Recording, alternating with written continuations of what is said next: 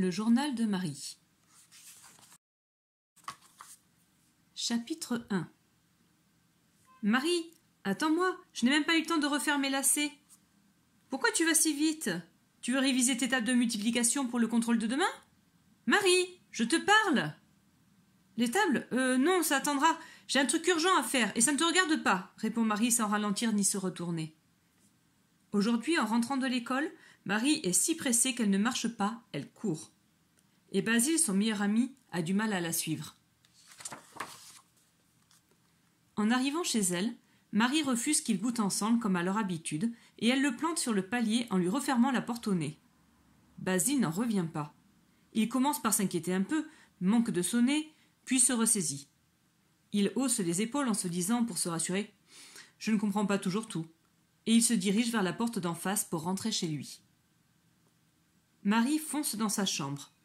Jamais le trajet entre l'école et chez elle ne lui a paru si long. Elle vide sur son lit le tiroir de son bureau. « Il est où ce carnet? Ah, le voilà. Berk !» Marie ne se souvenait plus que le carnet offert par sa mère l'an dernier était rose. Elle comprend pourquoi elle l'avait caché au fond du tiroir et complètement oublié. Tant pis, le carnet rose fera l'affaire une fois customisé. Il n'y a pas une minute à perdre. Tout excitée, elle s'installe à son bureau, choisit son plus beau stylo et se met à écrire sans même réaliser qu'elle a encore son manteau sur le dos. « Cher journal, c'est décidé, tu vas être mon journal intime. Mais je ne sais pas trop par où il faut commencer. Je vais te raconter ma journée, ce sera un bon début, je crois. Une auteure est venue cet après-midi dans notre classe. Elle nous a parlé de son métier, elle nous a lu des pages de son livre et nous a montré ses cahiers d'écriture. Elle nous a expliqué que quand elle était en CM, elle était plutôt timide et bonne élève. En l'écoutant, je me suis dit « Tiens, un peu comme moi ». Alors elle a commencé à tenir son journal. Ça l'a beaucoup aidée à changer, à grandir, à devenir ce qu'elle est maintenant. Aujourd'hui encore, elle continue d'écrire dans son journal intime. Elle raconte ses journées, note ses pensées, ses idées, bref, sa vie. Je n'en revenais pas. Je croyais que c'était un truc d'enfant pour noter des choses dont on ne veut parler avec personne, et surtout pas aux adultes. Mais Marie Guernec, c'est son nom, j'avais oublié de le dire, a expliqué qu'on pouvait y mettre tout ce qui nous passait par la tête. Et quand Basile a demandé « Même des trucs méchants ?» elle a dit « Pourquoi pas, ça vous regarde ?» Elle nous a montré son journal, elle le prend partout avec elle, mais elle n'a pas voulu nous le lire. C'est top secret, c'est intime. Je comprends, mais j'étais déçue de ne pas savoir ce qu'elle avait écrit de secret.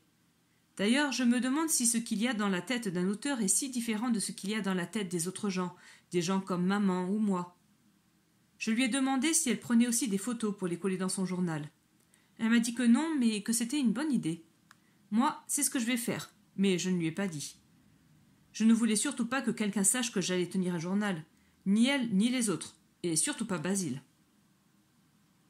PS 1. Zut, quand je me relis, je vois que j'ai fait plein de répétitions. Mais j'ai pas envie de barrer ni de déchirer la page. Tant pis, je vais faire attention pour la suite. PS 2. Cher journal, ne t'inquiète pas, je vais rendre ta couverture plus sympa la prochaine fois. Fini ce rose bébé, ça va changer. Ma chérie, je suis rentrée. À table, crie la mère de Marie. Marie ferme son journal. Elle n'a pas vu le temps passer. Tant pis pour les tables de multiplication, elle les révisera après dîner. Marie vit seule avec sa maman et tout est super bien organisé. Le mercredi, sa maman profite de son jour de congé pour cuisiner en grand. Ensuite, elle congèle les plats qu'elle fait réchauffer au micro-ondes tous les soirs, sauf le dimanche. Le dimanche, c'est Marie la chef.